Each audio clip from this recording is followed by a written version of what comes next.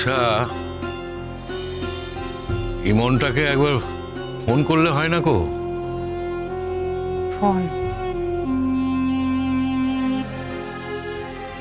Phone করার কি আর মুখ আছে আমাদের? সেদিন যখন এসেছিল না উকিল নে ও বেশ ছাড়াছাড়ি করতে, তখন তোমরা যাই বলো না কেন, মুখ ফুটে আমি মোটে কিছু বলিনি, কেন মনে মনে আমার খুব রাগ হয়েছিল। এখন যখন শুনলুম। কি জানো বড় মামি, ইমন আসলে এমন একটা মেয়ে যে ওর উপর রাগ করলে তুমি নিজেকেই ক্ষমা করতে পারবে না। তুমি জানবে ওর ওর প্রত্যেকটা ঘটনার পেছনে নিশ্চয়ই কোনো না কোনো কারণ আছে। ওই এমনি এমনি কোনো কিছু করে না। হয়তো, জানি না। এটুকু জানি ছোটদা ভাইয়ের চাকরিটা কিন্তু ইমনের জন্যই বেঁচে গেল। ইমনের জন্যই ছোটদা ভাইয়ের কেসটা কোর্টেও গেল না। আর ইমন ছিল বলেই ছোটদা ভাই বুঝতেও পারলো না যে ওর জীবনে কি ভয়ঙ্কর দিন আসতে পারতো। এখন আমরা প্রত্যেকেই জানি যে ও সত্যি কথা বলেনি, ও মিথ্যে বলেছে। ও শুধুমাত্র মিথ্যেটা বলেছে কারণ ও ছোটদা ভাইকে বাঁচাতে চেয়েছে। এখানেই ঠিক আমি ইমনকে বুঝে উঠতে পারি না, আমি সত্যি বুঝতে পারি না। এত সত্যবাদী ন্যায়পরায়ণ একটা মেয়ে কেন এরকম একটা সত্যিকে ঢাকার জন্য এত বড় একটা মিথ্যে কথা বললো? মিথ্যে? কোনটা মিথ্যে? কোনটা মিথ্যে তুমি বুঝতে পারছো না? একটা সত্যিকে ঢাকার জন্য এত বড় একটা মিথ্যে বললো কেন বলো? তুমি আসলে সেটা বুঝতে পারনি রূপকথা। ইমন রনককে ভালোবাসে, খুব ভালোবাসে। এই রনকে অদেও ওর কিচ্ছু নেই, ও সেটাই আর একবার প্রমাণ করে দিল আমাদের সবার সামনে। হ্যাঁ, কিন্তু ও সত্যির কাছে হেরে গেল। তা কেন বলছো? হয়তো ওর জীবনে এটাই সব থেকে বড় সত্যি যে ও রনককে ভালোবাসে। কাল আমি অনন্যকে ফোন করেছিলাম, তো বললে মেয়েটা নাকি অসুস্থ। সেই অবস্থায় যদি মেয়েটাকে বাড়িতে এনে রাখা যেত। কিন্তু কোন মুখে বলবো তাকে? সে মুখ তো আর আমাদের নেই। আর বাড়িতে নিয়ে আসলে যে ও এখানে থাকতে চাইবে তাও তো না। এই শোন মেজকি, রন ও রন্যাকে আমরা সমর্থন করিনি মোটে, আমরা তো তাকে বাড়ি থেকে বার করে দিয়েছি। হ্যাঁ, আর ও মেয়েটাকে আমরা এমন রানীকে আমরা কি কোনোদিন ওই শ্বশুর বাড়ির মতো করে দেখেছি? তাকে তো নিজের মতো, নিজের মেয়ের মতো করে চিরকাল ভালোবেসেছি নাকি? তা কেন মুখ থাকবে না কেন রে আমাদের? আর জানো তো বজ্জেটি মেজেটি, এখন না এইসব নিয়ে আমাদের পাড়ায় একথা কথা চর্চা হচ্ছে। হ্যাঁ গো, ওই যে আমি কাল বাপের বাড়ি থেকে আসছিলাম, তখন আমাদের ওই যে ঘোষ জেঠিমা আমায় জিজ্ঞেস করছে, হ্যাঁ গো তোমাদের এই যে পেপারে যে খবরখানা বেরিয়েছে, একথা কি সত্যি? ইমন তোমাদের বাড়ি ছেড়ে কি চলেই গেছে? কি মাছের মায়ের মতো কান্না, সেটা যদি তোমরা একবার দেখতে। কি বলছে না, বলে ইমন ছাড়া আমাদের বাড়িটা না, আমাদের পাড়াটা না ফাঁকা ফাঁকা লাগছে, পাড়াটা পাড়া বলে মনেই হচ্ছে না। যত ন্যাকামো বলবো তোমার। শোনো, আমি ঠিক করেছি আজকে ইমনকে একবার দেখতে যাব। তুই যাবি? বেশ, তো আজ তো আমিও ঠিক করেছিলাম একবার ইমনকে দেখতে যাব। তোমরা কিন্তু আমাকে না নিয়ে চলে যেও না প্লিজ, আমি যাবো। ও তুমি যাবে গো, তুমি যাবে? আমি একটু যাবো তোমার সঙ্গে, আমিও যাবো, একটু ইমনকে দেখতে যাবো একবারের জন্য। কেন? ইমন কি চিড়িয়াখানার সং? কেন দেখতে যাবে? যতদিন ইমন এই বাড়িতে ছিল ইমনের খুদ খুঁজে বেরিয়েছো সব সময় ইমনকে ঈর্ষা করেছো, হিংসে করেছো।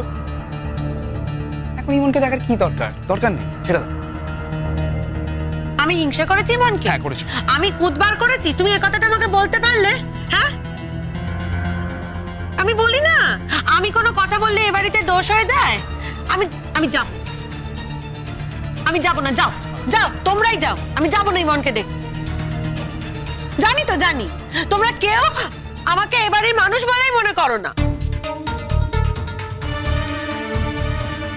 তোমাদের সকলের চোখের মনি হলো ওই ইমন, তারপরে তোমাদের নজর হলো নতুনদের ওপর, আর আমার তো সংসারে কোনো দামই নেই।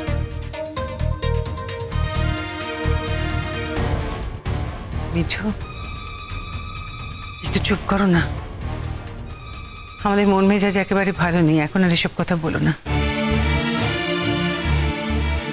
তোমার যদি যেতে ইচ্ছে হয় যাও না, যাও, কিন্তু আর তুলনা টেনো না মিঠু,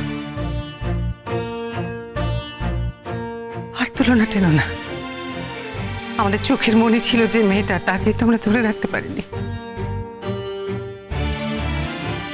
এখন এই সমস্ত কথা দিয়ে কি হবে? ও বালসা, একবারটি ফোন কর না আমাকে, ফোনের লাইনটা ধরিয়ে দে, একবার গলাটা শুনে। দাঁড়াও, দেখছি, আমি চেষ্টা করছি তোমার ফোনে ধরিয়ে দিতে।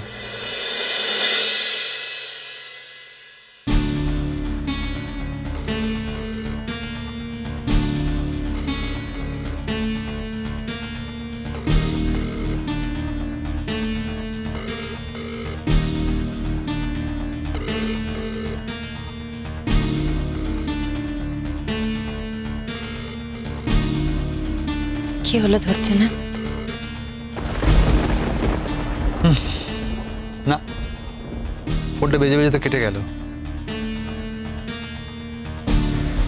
শুনলাম তো শরীর খারাপ, শরীর খারাপ নিয়ে নিশ্চয়ই কলেজ যাবে না। আর এখন তো অনেক বেলা হয়ে গেছে, এত বেলা অবধি নিশ্চয়ই ঘুমোচ্ছে না। দেখোছো, এছে করে আমাদের ফোন ধরছে নিকো। রে মেজকি, আমাদের সঙ্গে সব সম্পর্ক কি ঘুচি দিল নাকি? হতেই পারে। মেয়েটা কি পেয়েছে বলো তো আমাদের কাছ থেকে দিদি? একটা সময় পর্যন্ত তো আমরা ওর সঙ্গে ভালো ব্যবহারটুকু করিনি। তারপর যখন আমরা ভালো ব্যবহার করতে শুরু করলাম, তখন রনও খারাপ ব্যবহার করতে শুরু করলো। এত খারাপ ব্যবহার করলো যে এত খারাপ ব্যবহার বোধহয় মানুষ জীবনে পায় না। ও এই বয়সে যা পেল।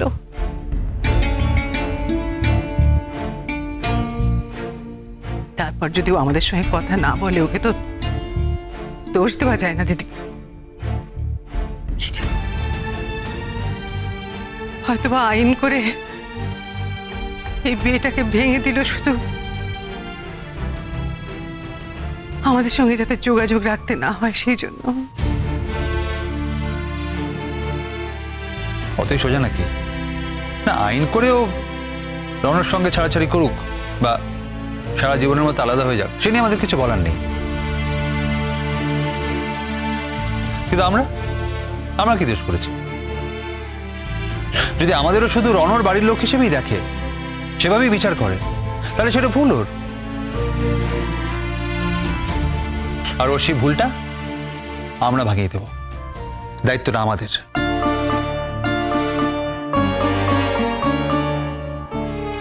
বলছি চলো না তাহলে আজ আমরা সকলে মিলে যাই, যাবে?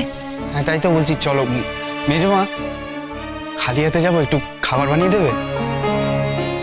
খাবার করে দেব? নিয়ে যাবি খাবার? কিন্তু আমরা খাবার বানিয়ে পাঠালে ও কি খাবে রে? ও বালসা, আরেকবারটি ফোনটা করে দেখো না। মেজমামু, ফোন তো করেছি একবার, ওর মোবাইলেই করেছি। যদি ফোনটা ধরার ইচ্ছে থাকতো তাহলে তখন ধরতে না পারলেও রিং ব্যাক করতে পারে, তাই না? আচ্ছা ঠিক আছে, তুমি যখন বলছো আমি একবার ট্রাই করছি।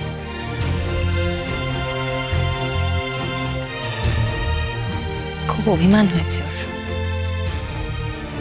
খুব অভিমান হয়েছে, আর সেই জন্যই আমাদের সকলের সঙ্গে কোনো যোগাযোগ রাখতে চাইছে না। আমাদের সম্পর্কগুলো একেবারে বন্ধ করে দিতে চাইছে।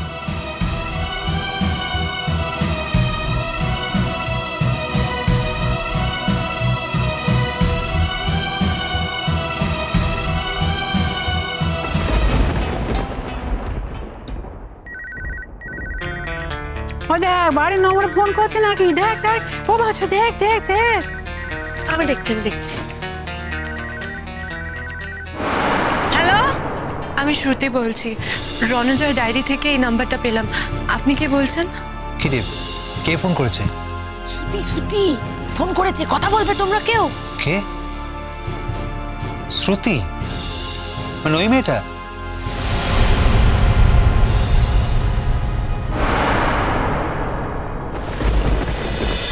কুসুম দোলা